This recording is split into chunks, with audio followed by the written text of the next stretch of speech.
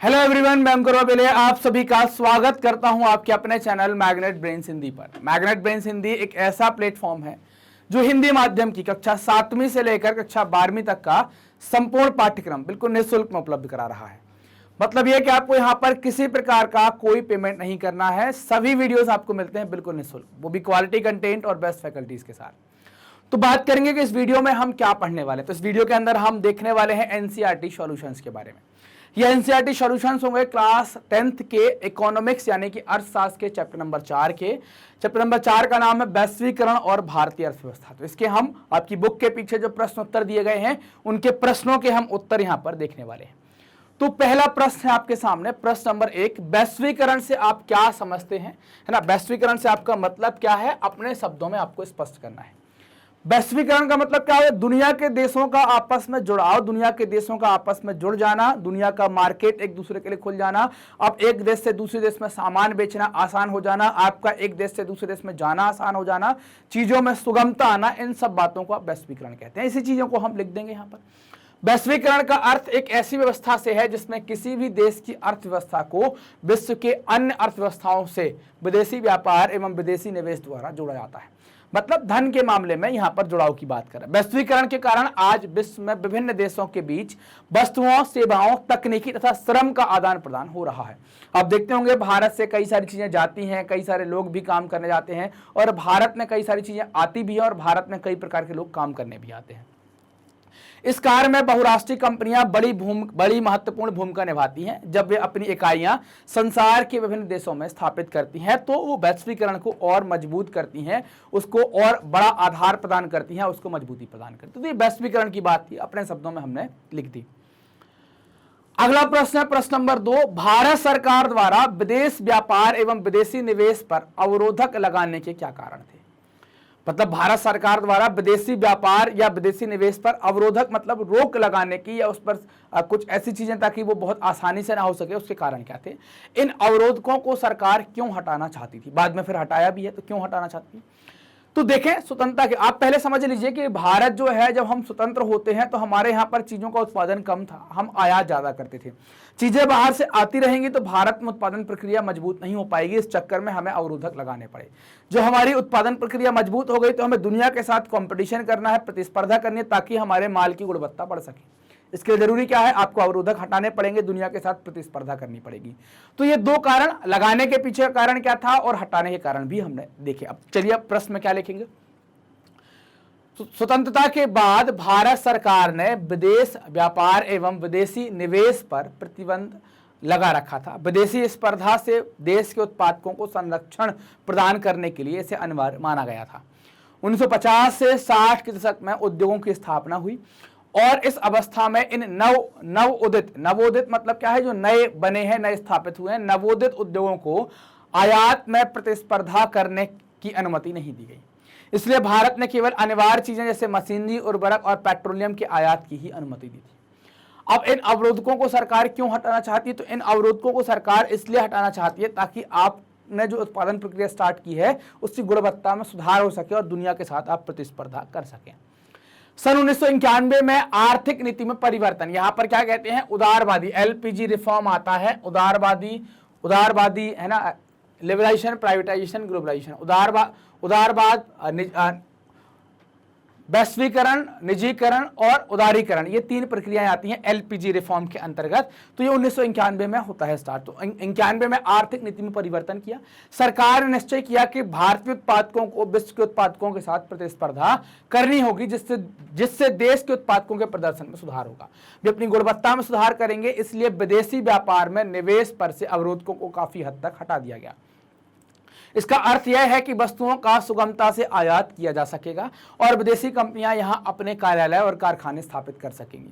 सरकार द्वारा अवरोधकों एवं प्रतिबंधों को हटाने की प्रक्रिया को ही उदारीकरण कहते हैं ना। तो यही उदारीकरण कहलाती है। इसमें खासतौर से क्या हुआ, उदारीकरण, उसी के अंतर्गत निजीकरण, और फिर क्या कर देते हैं, वैश्वीकरण, है ना। चूंकि हमने उदारीकरण किया, अवरोधक हटा दिए तो लोग आने लगे, तो इसको उदारीकरण, निजीकरण और वैश्वीकरण कहते हैं, एलपीजी रिफॉर्म भी कहते हैं। अगला प्रश्न है प्रश्न नंबर 3, श्रम कानूनों में लचीलापन कंपनियों को कैसे मदद करेगा, ये बात यहां पर बतानी। अब श्रम कानून क्यों बनाए गए? चूंकि जो मजदूर होते हैं उनका शोषण बहुत होता है, तो उनको शोषण से बचाने के लिए कानून बनाए गए हैं। तो इनमें लचीलापन क्या, वो बहुत स्ट्रांग कानून बनाए गए हैं कि अगर वो इतने कड़क हैं तो कोई आदमी लेबर ही नहीं लगा पाए, तो उनमें लचीलेपन के बारे में बात कर रहे हैं। श्रम कानूनों में लचीलापन कंपनियों को महत्वपूर्ण मदद देगा। श्रम कानूनों में लचीलापन से बहुराष्ट्रीय कंपनियां किसी भी देश में निवेश करेंगी, जिससे नए उद्योग स्थापित होंगे, नए रोजगारों का सृजन होगा। साथ ही इन उद्योगों को कच्चे माल की आपूर्ति करने वाली स्थानीय कंपनियों का विस्तार भी होगा। उत्पादन प्रक्रिया का आधुनिकीकरण भी होगा। श्रम कानूनों में लचीलेपन के बाद अनेक भारतीय कंपनियों को लाभ हुआ है। इन कंपनियों ने अपने उत्पादक मानकों को ऊंचा उठाया है और कुछ ने विदेशी कंपनियों के साथ सफलतापूर्वक सहयोग करके लाभ भी अर्जित किया है। तो लचीलापन लाएंगे तो उनको लगेगा कि यार यहाँ पर लेबर जो लॉ है वो स्ट्रांग नहीं है, तो हम आसानी से काम कर सकते हैं। तो इस चक्कर में भी लोग यहाँ पर अपनी कंपनियां स्थापित करते हैं। अगला प्रश्न, प्रश्न नंबर 4, दूसरे देशों में बहुराष्ट्रीय कंपनियां किस प्रकार उत्पादन या उत्पादन पर नियंत्रण स्थापित करती हैं, ये हमें जानना है। बहुराष्ट्रीय कंपनियां वे कंपनियां हैं जो एक से अधिक देशों में उत्पादन पर नियंत्रण अथवा स्वामित्व रखती हैं। ये कंपनियां उन देशों में अपने कारखाने स्थापित करती हैं जहां उन्हें सस्ता श्रम और अन्य साधन मिल सकते हैं, अन्य संसाधन मिल सकते हैं, जहां सरकारी नीतियां भी उनके अनुकूल हो, मतलब उनको बहुत परेशान वहां पर ना किया जा रहा हो। बहुराष्ट्रीय कंपनियां इन देशों की स्थानीय कंपनियों के साथ संयुक्त रूप से उत्पादन करती हैं, लेकिन अधिकांशतः बहुराष्ट्रीय कंपनियां स्थानीय कंपनियों को खरीद कर उत्पादन का विस्तार करती हैं या उत्पादन का प्रसार करती हैं। तो दूसरे देशों में बहुराष्ट्रीय कंपनियां किस प्रकार कर रही हैं काम, वो हमने देखा कैसे स्थापित होती हैं, और ये स्थानीय कंपनियों को खरीद कर भी प्रसार करती हैं। जैसा अमेरिका की एक बहुराष्ट्रीय कंपनी कारगिल फूड्स ने अत्यंत छोटी कंपनी परख फूड्स को खरीद लिया। परख फूड भारत की है। बहुराष्ट्रीय कंपनी एक अन्य तरीके से उत्पादन नियंत्रित करती हैं। विकसित देशों में बड़ी कंपनियां छोटी कंपनियां विकसित देशों में बड़ी बहुराष्ट्रीय कंपनियां छोटे उत्पादकों को उत्पादन का आदेश देती हैं। वस्त्र, जूते, चप्पल, खेल के सामान जैसे उद्योग, इनका विश्व भर में बड़ी संख्या में छोटे उत्पादकों द्वारा उत्पादन किया जाता है। फिर लेबल लगा देते हैं कोई और, जैसे खेल के बैट वैट बनते, छोटे छोटे लोग बनाते, लेबल लगाकर वो बेचते हैं। बहुराष्ट्रीय कंपनियों को इनकी आपूर्ति कर दी जाती है और वो बड़े ब्रांड के नाम के साथ इन्हें ग्राहकों को बेचते हैं, सिर्फ सेवाएं उपलब्ध कराते हैं, स्टिकर लगा देंगे, फिनिशिंग करवा देंगे, ऐसा कुछ काम वो लोग करते हैं। अगला प्रश्न है प्रश्न नंबर 5, विकसित देश विकासशील देश से उनके व्यापार और निवेश का उदारीकरण क्यों चाहते हैं? क्या आप मानते हैं कि विकासशील देशों को अभी बदले में ऐसी मांग करनी, विकासशील देशों को भी ऐसे बदले में ऐसी मांग करनी चाहिए? विकसित देश विकासशील देशों से उनके व्यापार निवेश का उदारीकरण चाहते हैं। इनका मानना है कि विदेशी व्यापार और विदेशी निवेश पर से जो सभी अवरोधक हैं वो हानिकारक हैं, उनको हटा लेना चाहिए। इसलिए कोई अवरोधक नहीं होना चाहिए, देशों के बीच मुक्त व्यापार होना चाहिए। विश्व के सभी देशों को अपनी नीतियां उदार बनानी चाहिए। इसके लिए विकसित देशों की पहल पर विश्व व्यापार संगठन बनाया गया है, जिसको आप WTO कहते हैं। क्या कहते हैं? वर्ल्ड ट्रेड ऑर्गेनाइजेशन कहते हैं।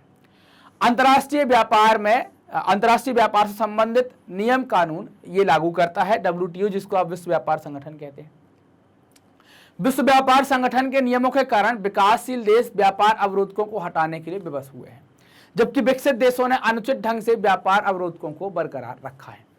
विकासशील देश समय समय पर विकसित देशों की सरकार से प्रश्न पूछते हैं कि उन्होंने विश्व व्यापार संगठनों के नियमों को ताक पर रखकर अपने देश में अवरोधक बना रखे हैं।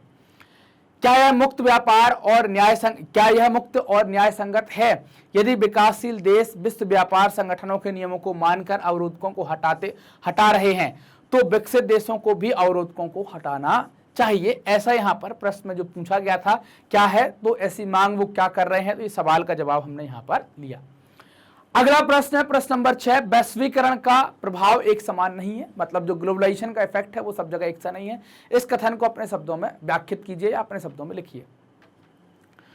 विभिन्न देशों के बीच परस्पर संबंध और तीव्र एकीकरण की प्रक्रिया ही वैश्वीकरण है, मतलब आप आपस में जुड़ाव देशों का या आर्थिक प्रक्रिया जो होती है, ये सब वैश्वीकरण का ही उदाहरण है।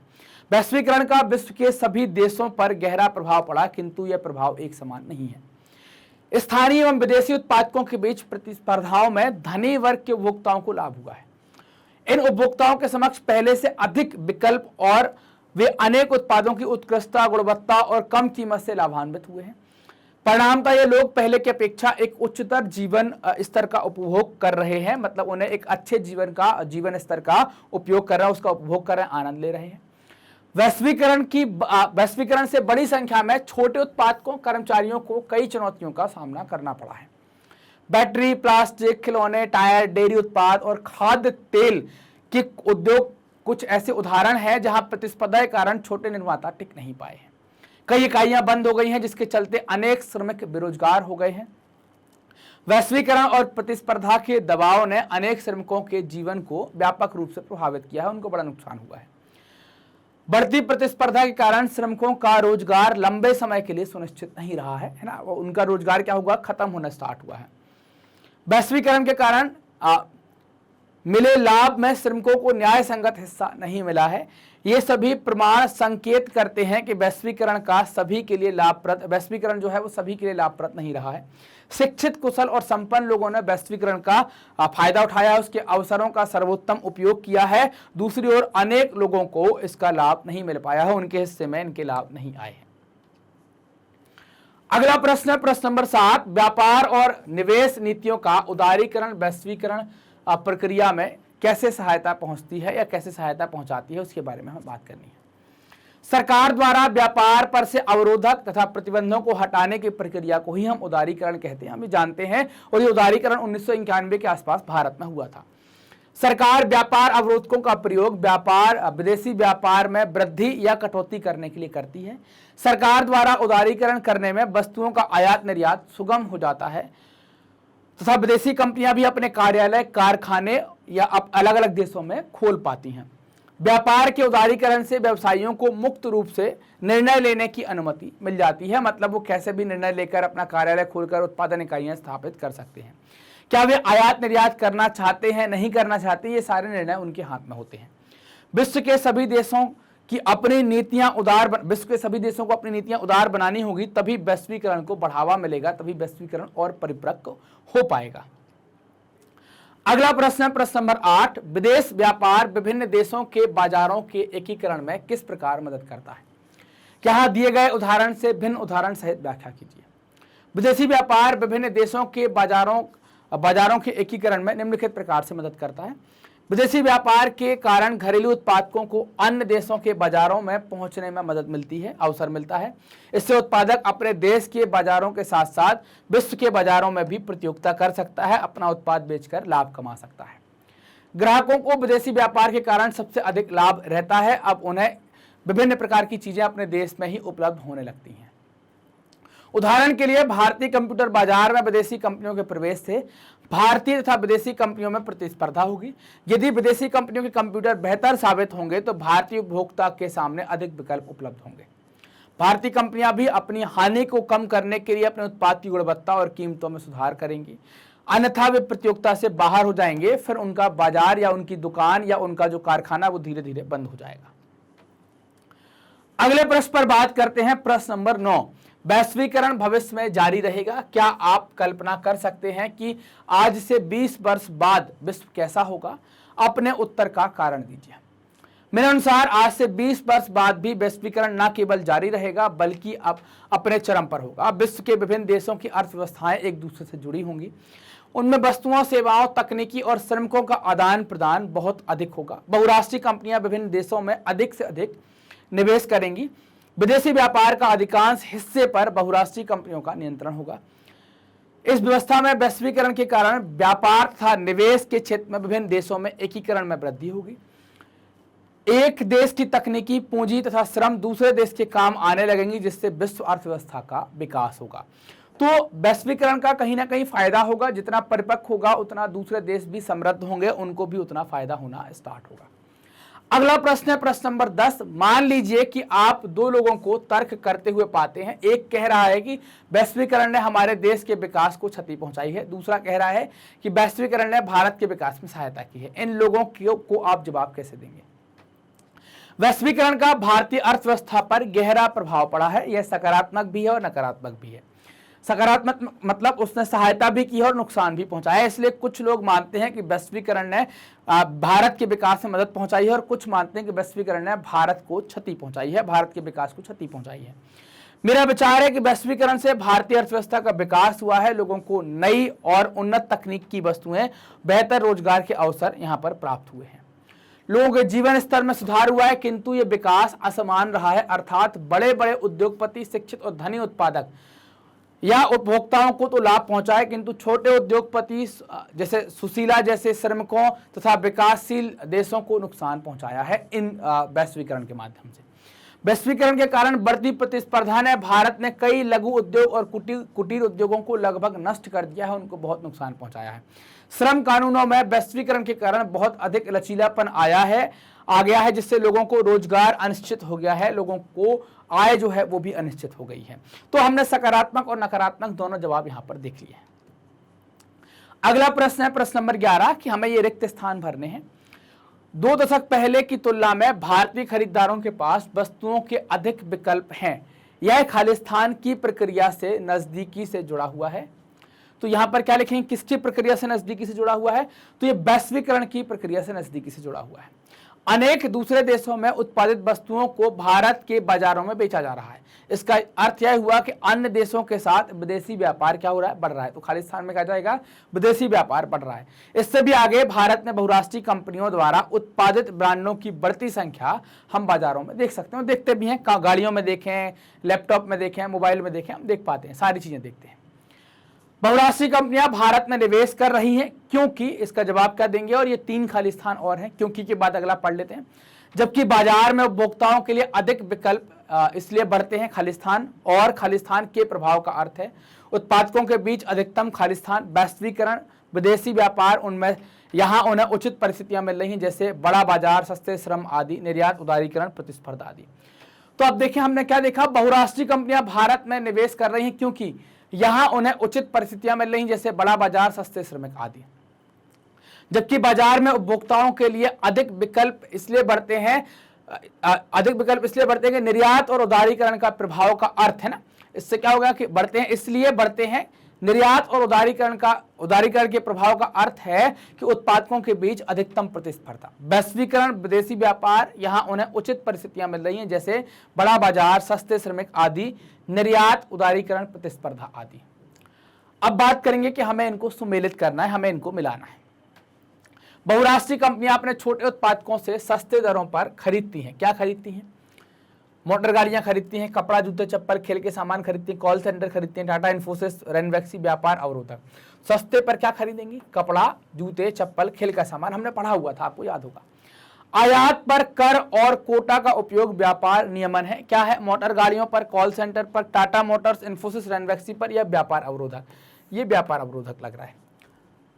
विदेश में निवेश करने वाली भारतीय कंपनियां कौन सी है? तो आप देख सकते हैं ये कौन सी हैं, टाटा मोटर्स, इन्फोसिस और रेनवैक्सी। आईटी ने सेवाओं के उत्पादन के प्रसार में सहायता पहुंचाई है, किसके में? तो कॉल सेंटर के माध्यम से। अनेक बहुराष्ट्रीय कंपनियों ने उत्पादन करने के लिए निवेश किया है, किसमें? तो मोटर गाड़ियों वगैरह में। तो हम इनके बारे में बात करने वाले हैं, इनको हम मिलाने वाले हैं। तो अब उत्तर क्या हो जाएंगे? तो यहां पर आप देखिए उत्तर क्या हो जाएंगे। तो पहले का जो का है उसमें आप देखें, बहुराष्ट्रीय कंपनियां छोटे उत्पादकों से सस्ते दरों पर कपड़े, जूते, चप्पल खरीद रही हैं। आयात पर कर और कोटा का उपयोग व्यापार अवरोधक है। विदेश में निवेश करने वाली भारतीय कंपनियां टाटा मोटर्स, इन्फोसिस, रेनवैक्सी हैं। आईटी ने सेवाओं के उत्पादन के प्रसार में सहायता की है, तो किसमें? कॉल सेंटर ने। और अनेक बहुराष्ट्रीय कंपनियों ने किसमें निवेश किया है? मोटर गाड़ियों में। यही तो हमने मिला के देखे थे। तो ये चैप्टर आप पढ़ेंगे तो बहुत आसानी से आप इनको मिला पाएंगे। अब हम कुछ सही विकल्प हमको यहां पर चुनने हैं। वैश्वीकरण ने विगत 2 दशकों में द्रुत आवागमन देखा है। द्रुत मतलब तीव्र, तेजी से, एकदम से। देशों के बीच वस्तुओं, सेवाओं और लोगों का, देशों के बीच वस्तुओं, सेवाओं और निवेशों का, देशों के बीच वस्तु, निवेशों और लोगों का। इनमें से आपको सही जवाब बताना है। देशों के बीच वस्तु, सेवाओं और लोगों का आवागमन आपने तेजी से यहां पर देखा है। अगला प्रश्न है, विश्व के देशों में बहुराष्ट्रीय कंपनियों द्वारा निवेश का सबसे अधिक सामान्य मार्ग क्या रहा है? नए कारखाने स्थापित करना, स्थानीय कंपनियों को खरीद लेना, स्थानीय कंपनियों से साझेदारी करना, या इनमें से कोई नहीं? तो स्थानीय कंपनियों को खरीद लेना और फिर अपना व्यापार वहां पर सेट करना, ये बड़ा कॉमन सा, बड़ा सामान्य मार्ग रहा है बहुराष्ट्रीय कंपनियों का। वैश्वीकरण ने जीवन स्तर के सुधार में सहायता पहुंचाई है। 4 ऑप्शन है। सभी लोगों के, विकसित देशों के लोगों के, विकासशील देशों के श्रमिकों के, और उपयुक्त में से कोई नहीं। तो इसमें सही जवाब क्या हो जाएगा? विकसित देशों के लोगों के जीवन स्तर के सुधार में सहायता पहुंचाई है। तो ये हमने एनसीईआरटी सॉल्यूशंस को यहाँ पर कंप्लीट कर लिया। ये हमारे चैप्टर के एनसीईआरटी सॉल्यूशंस हो जाते हैं। मैग्नेट ब्रेन्स अपनी हाई क्वालिटी एजुकेशन के लिए, साथ ही साथ मुफ्त शिक्षा के लिए जाना जाता है। यहाँ पर आपको सीबीएसई, एनटीएससी, ओलंपियाड, इनके सभी कोर्स बिल्कुल फ्री में, इसके अलावा एंट्रेंस एग्जाम, सीयूटी, आईआईटी और नीट की तैयारी जो करवाते हैं वो भी बिल्कुल फ्री में। फिर कंपटीशन के जो कोर्स हैं वो बिल्कुल निःशुल्क में आपको उपलब्ध मिलते हैं। ये कोर्स आप प्राप्त कर सकते हैं हमारे ऑफिशियल यूट्यूब चैनल से, हमारी वेबसाइट www.magnetbrains.com से, और हमारे एप्लीकेशन मैग्नेट ब्रेन्स, जिसे आप प्ले स्टोर से सर्च कर सकते हैं। आप हमसे कनेक्ट हो सकते हैं कहां पर? आप हमसे कनेक्ट हो सकते हैं यूट्यूब पर, फेसबुक पर, इंस्टा पर, ट्विटर पर और टेलीग्राम पर। आप इसके अलावा बहुत सारी चीजें हमारे यहाँ प्राप्त कर सकते हैं। बुक्स देख सकते हैं, ई बुक्स देख सकते हैं, ये भी आपको बिल्कुल निःशुल्क मिलती हैं।